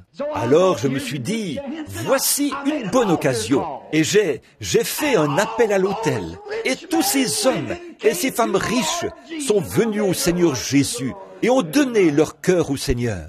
J'ai été étonné de voir une millionnaire, la femme d'un multimillionnaire qui portait un petit chapeau avec des plumes fantaisie sur le côté qui lui a probablement coûté $100.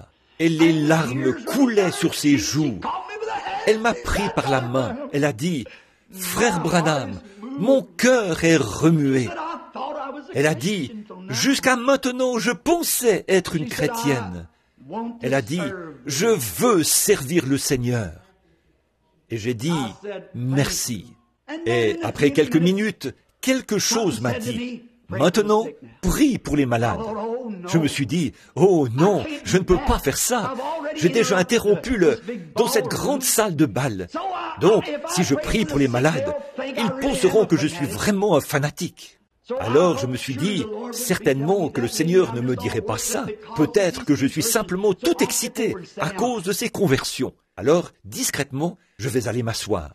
Je suis descendu en longeant la table du conférencier jusqu'à l'autre bout et je me suis assis avec frère Jack Moore qui était assis là en train de discuter et j'ai remis le service au président, monsieur Shakarian. Ensuite, lorsqu'il s'est levé, il a dit, « Vous savez quoi? Oh, Dieu doit lui avoir tapé sur l'épaule. » Il a dit, « Je me sens conduit à faire revenir frère Branham pour qu'il prie pour les malades. » J'ai pensé, oh, c'est exactement ça. Je me suis levé et je leur ai dit, j'ai senti ça et je prie que Dieu me pardonne. Mais c'est mieux lorsque quelqu'un d'autre est aussi touché, vous savez, tout compte fait. Cela nous fait savoir que c'est l'Esprit qui agit. Alors j'ai dit, maintenant, la guérison divine, ce n'est pas comme toucher un poteau totémique. Ce n'est pas simplement quelque chose d'imaginaire. C'est le même Dieu qui, tout à l'heure, a sauvé tous ces gens ici. Il est le même Dieu qui guérit tous les gens qui sont ici par une foi simple, en croyant en lui. J'ai dit, le croyez-vous? Et maintenant, un secret à mon Église. Comme vous le savez, mon ministère est en train de changer et, oh, quel changement glorieux! Oh, vous vous souvenez tous des paroles qui ont retenti. Et chaque fois que ça arrive, quelque chose se produit. Quand je commence à parler de ça, ça me vient. Dis à cette montagne. Qu'est-ce que c'était? C'était la foi. Tout est par la foi. La foi n'est pas quelque chose que l'on fabrique. La foi est quelque chose que vous avez. Et je me suis dit, si j'ai toujours eu honte de ma foi devant les gens, bien que le Seigneur ait été bon, il a montré des choses, décrit des visions, tout a été parfait. Vous, ici, vous le savez, ce n'est pas un individu, ce n'est pas un homme, c'est Dieu qui fait ça. Et cette photo, ici, elle est allée partout dans le monde. Celle prise en Allemagne. Et tenez, il y a quelques semaines, peut-être que les nouveaux venus ici ne l'ont jamais vue. Ils en ont pris une autre. Je l'ai à la maison.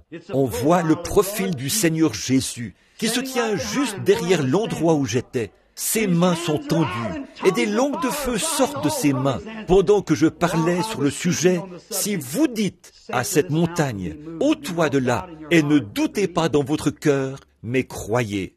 On a pu l'obtenir. Elle est en couleur, de technique, de Kodachrome. Et là, ils l'ont à la maison. Et ils sont en train de faire. Elle a maintenant été examinée par la science et tout, et par des laboratoires. Elle sera bientôt disponible. Une autre, ceux qui ont fait maintenant environ 6, qui ont été prises à des endroits différents. C'est la plus remarquable de toutes, du jamais vu. On y voit sa barbe, son visage, son profil, ses bras étendus. Et je me tenais là comme ceci, et là où il a ses bras, on ne peut même pas y voir une partie de moi, comme ça. Ma tête, puis mes pieds sur le sol, seulement la tête et les pieds. C'est tout ce qu'on peut encore voir. Voyez?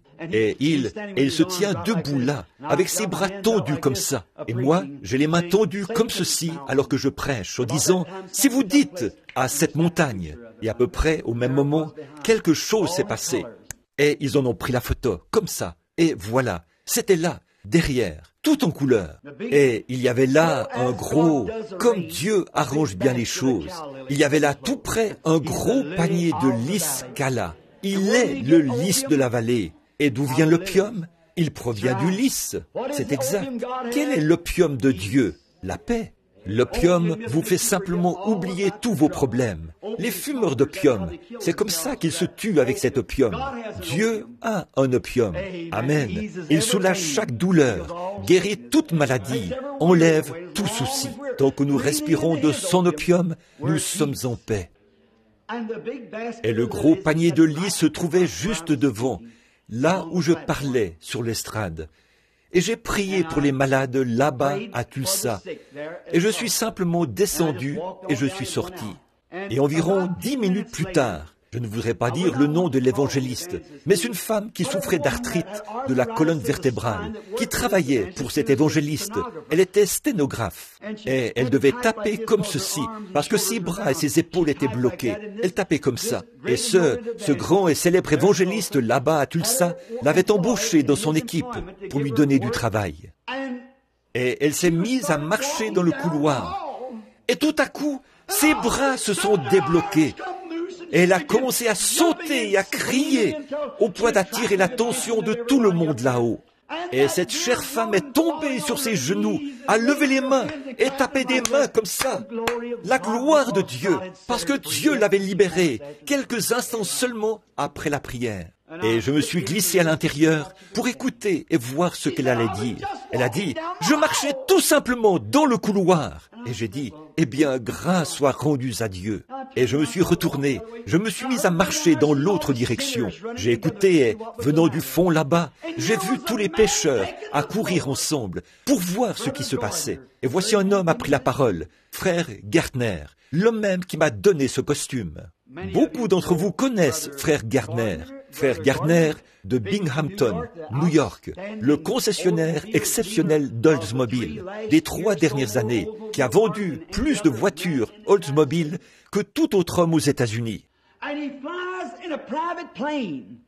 Il voyage en avion privé et il y a un peu plus d'un an, son nom est George Gardner et son pilote volait en solo et l'avion s'est écrasé.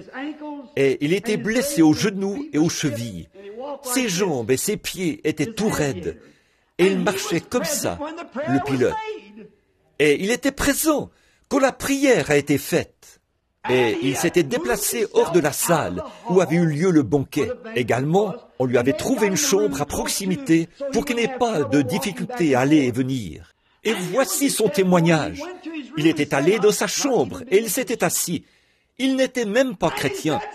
Et il a dit, « Je ne sais pas pourquoi, mais je crois à ce petit bonhomme chauve qui a prêché là-bas ce soir. » Il a dit qu'alors il a remarqué que ses orteils commençaient à bouger.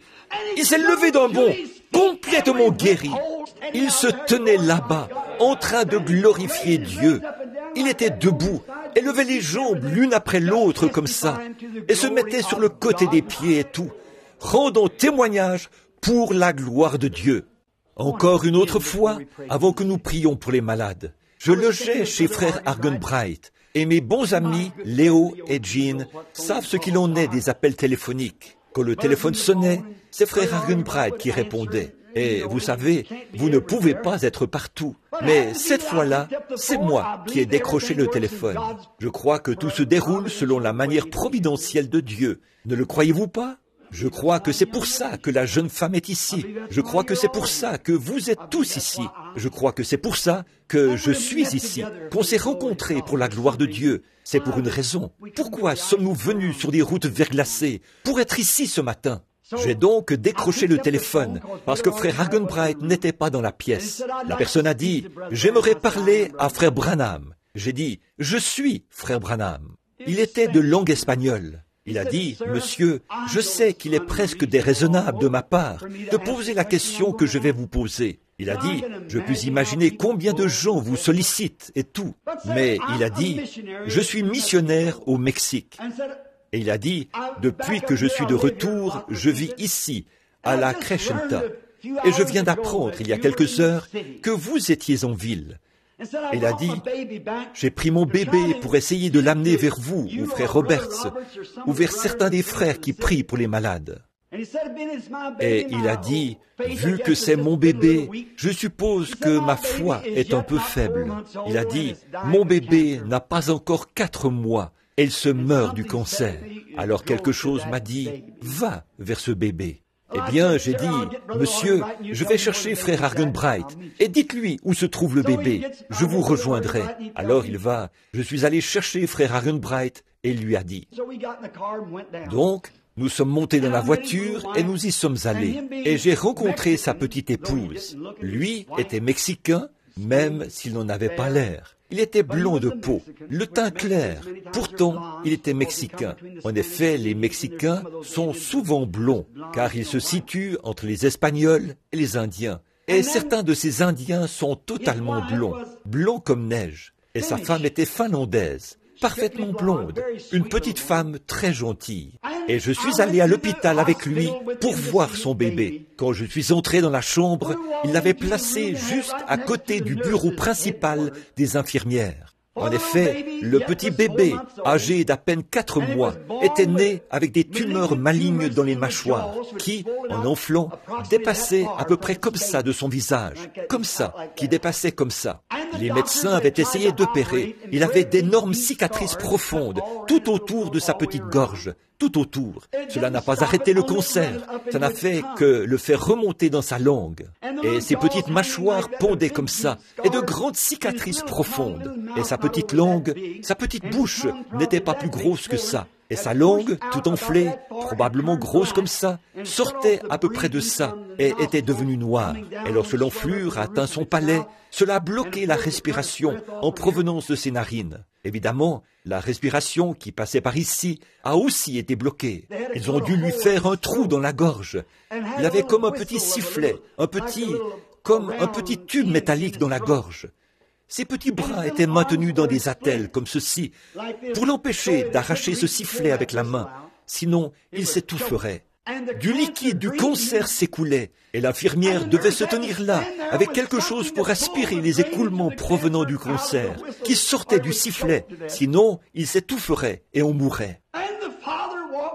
Le père est allé à son chevet, et il a dit, « Ricky, le petit garçon à papa. » Il a dit, « Papa, amenez frère Branham pour qu'il prie pour toi, Ricky. » Quand il a dit, « Le petit garçon à papa », le cœur m'a manqué.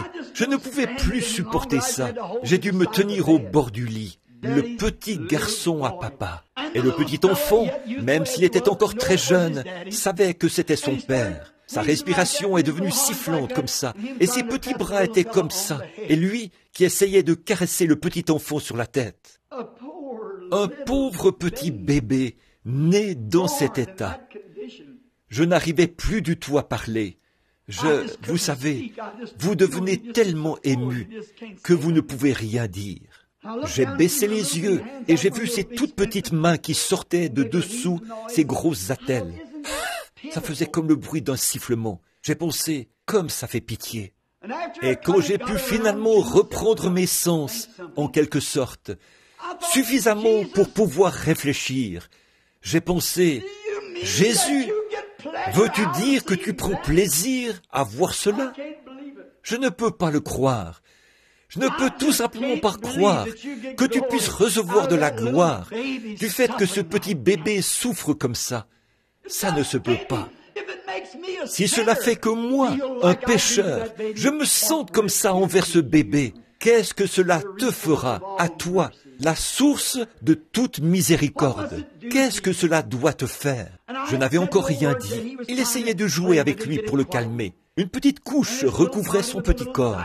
À peu près, le petit corps et tout n'était pas plus gros que ça. Sa tête était la partie la plus grosse. Sa mâchoire était tellement enflée.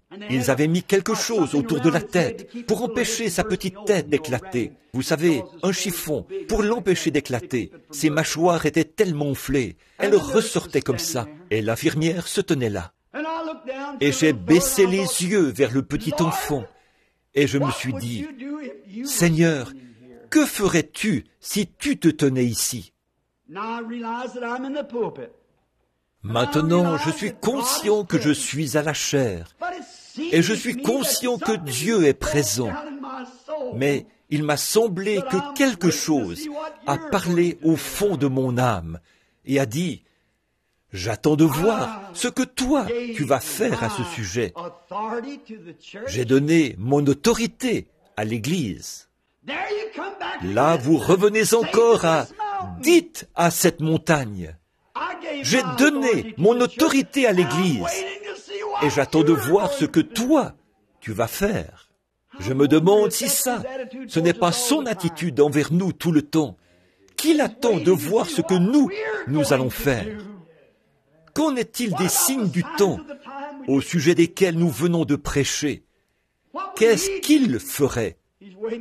Il attend de voir ce que nous allons faire. Eh bien, j'ai pris sa petite main de bébé dans la mienne, juste avec le bout des doigts, comme ça. Elle était si petite. Et j'ai dit, Seigneur, écoute la prière de ton serviteur.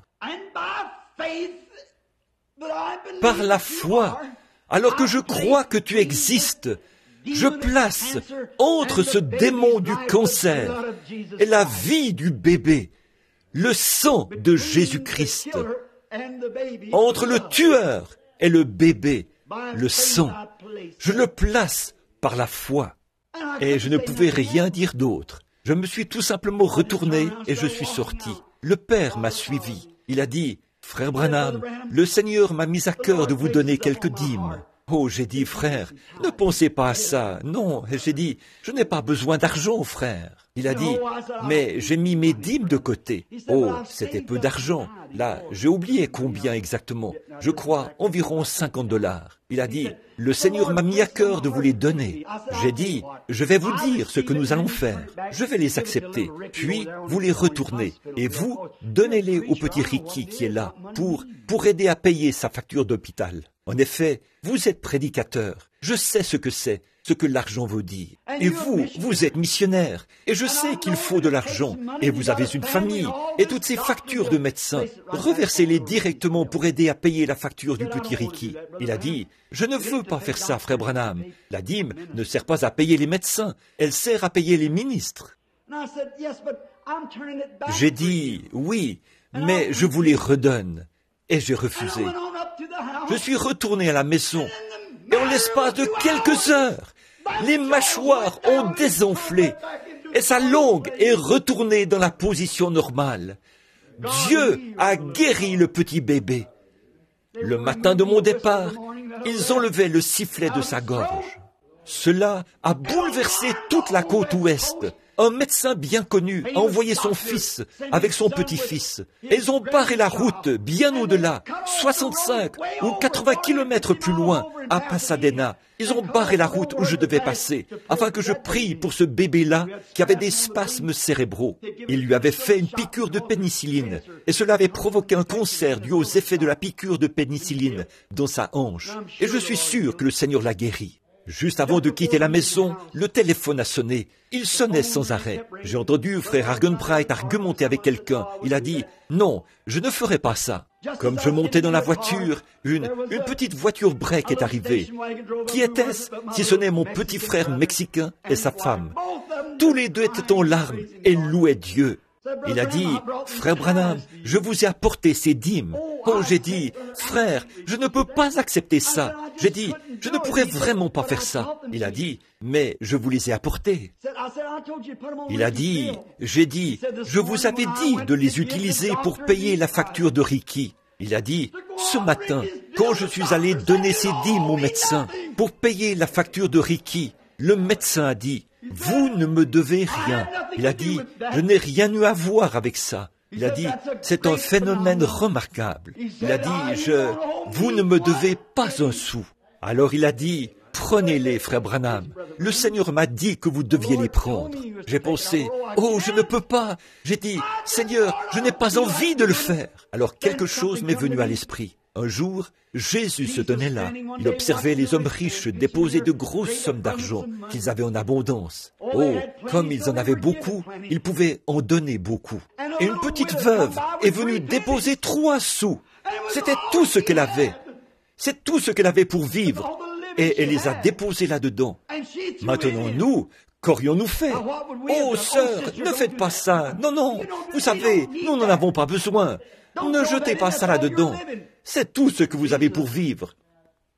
Mais Jésus l'a simplement laissé faire. Car il y a plus de bonheur à donner qu'à recevoir. J'ai pris ces petites dîmes. Je ne sais pas quoi en faire. Je vais les verser à une œuvre quelque part pour la gloire de Dieu, quelque part de mon mieux. Qu'est-ce que c'est? C'est la gloire de Dieu. C'est la puissance de Dieu. Les ombres tombent, Christ apparaît. C'est pour ça que des signes et des prodiges apparaissent. C'est cette grande lumière du Fils qui se reflète à partir des étoiles du matin, avec la guérison sous ses ailes. Et s'il apporte la guérison à partir du reflet de sa présence, que fera-t-il quand il viendra en personne? Ces corps corruptibles que nous avons seront changés et rendus semblables à son propre corps glorieux. Qu'est-ce que ce sera quand il viendra? Jusqu'à ce qu'il vienne, nous sommes reconnaissants pour la lumière du Fils que sa présence nous apporte, alors que les étoiles du matin montent sur les remparts de la gloire et se tiennent là pour saluer sa venue en cette heure sombre. Prions. Ô Seigneur, nous t'aimons tellement qu'il ne nous est pas possible de dire, Seigneur, pendant combien de temps nous ne pouvons jamais nous lasser de témoigner de tes louanges. Mais l'heure est maintenant arrivée, les malades attendent. Tu connais ces témoignages. Ils sont, Seigneur, pour autant que je sache l'exacte vérité. Celui du pilote d'avion qui se tenait là, en train de montrer comment il arrivait à se tenir debout et l'état dans lequel son corps était. Il a retroussé les jambes de son pantalon et a montré ses jambes et ses genoux fracassés et couverts de cicatrices, là où les médecins avaient essayé de remettre les os ensemble. Tu as vu la femme debout là, toute peinturlurée sur le visage, ses larmes de joie lavant tout ça, alors qu'elle racontait que son arthrite avait été guérie par ta puissance. Et celui de ce petit bébé chéri est le témoignage du Père et de ceux qui étaient présents. Maintenant, Seigneur, tu es tout aussi grand ici ce matin, ici dans le tabernacle, que tu l'es partout ailleurs dans le monde. Et tu as promis que là où nous nous rencontrerions, tu serais au milieu de nous. Nous allons maintenant appeler les malades que tu nous as envoyés ce matin, et nous prierons pour eux, et nous prierons de tout notre cœur la prière de la foi. Et puisses-tu sauver les malades et les relever. Et s'ils ont commis des péchés, pardonne-leur, Père, alors que nous confessons nos fautes les uns aux autres et prions les uns pour les autres. Et tu as dit, la prière fervente du juste a une grande efficace. Il y a une personne avec nous ici ce matin que nous connaissons, qui est couchée. C'est une toute jeune mère avec de petits-enfants. Seigneur, d'après les médecins, elle est près de la fin de son voyage. Mais nous te prions, ô Dieu, de te tenir entre elle et cet ennemi. Et quand nous loindrons et prierons pour elle, puisse ta puissance toucher son âme, que cela lui apporte la foi et la délivrance, et puisse-elle se rétablir en rentrant chez elle, te louer et être un reflet de l'étoile du matin pour la gloire de Dieu. Amen. Alors, frère Mercier, comme nous recevons ces gens sur rendez-vous, les gens qui viennent, nous allons simplement appeler ce numéro-là et on les mettra sur la liste de ceux pour qui l'on doit prier.